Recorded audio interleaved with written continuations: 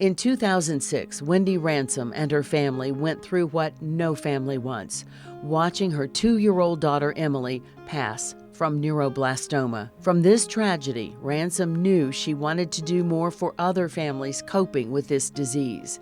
That was when they founded Emily's Power for a Cure.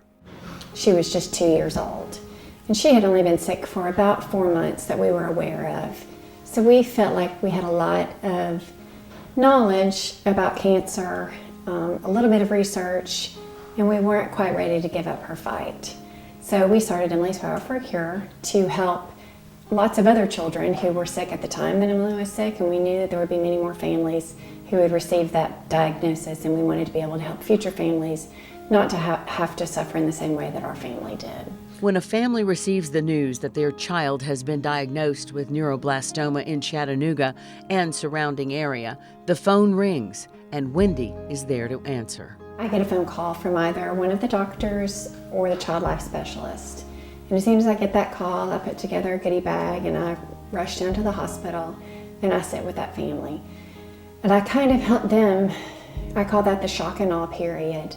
I try to help them weather that period with a little bit of laughter, a little bit of hope, and a lot of support. Support that includes sharing her family's very personal story, letting those families know they aren't alone in their fight against cancer. So I share with them that we've been where they are. I share with them that we have lots of friends who have been where they are. And there are lots of survival stories that I can share with them to let them know that, yes, it will be hard, but yes, your child will be okay. Support from the foundation includes meeting with other parents, providing meals while they're in the hospital, transportation to and from the hospital. Sometimes families live a great distance from area hospitals, and Emily's Power for a Cure is there for those families as well. So they have to travel from an hour, 2 hours away to get here. So we help them with gas, we help them with food, and we help them with hotel stays when they need that.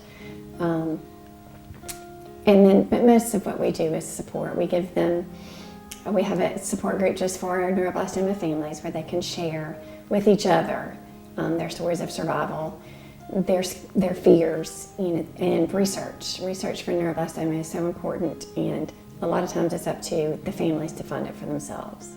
More than 30 families have been helped directly since 2006, and Ransom and the foundation have raised funds to help with research in the fight against neuroblastoma. Not every day is easy, but it's the memory of Emily that keeps her going and giving back to this community. Well, it's hard, but every day I wake up and I have a choice. I'm either going to get up and I'm going to attack this day, or I'm not.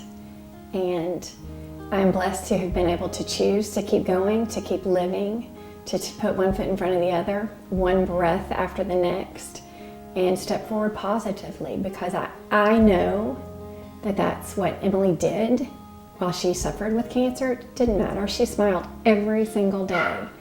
And I try to remember that. I want people to see her through me.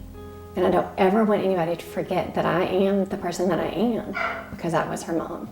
It is because of her loving efforts and those of Emily's Power for a Cure that Wendy Ransom is being recognized by the American Red Cross with the Community Hero Award.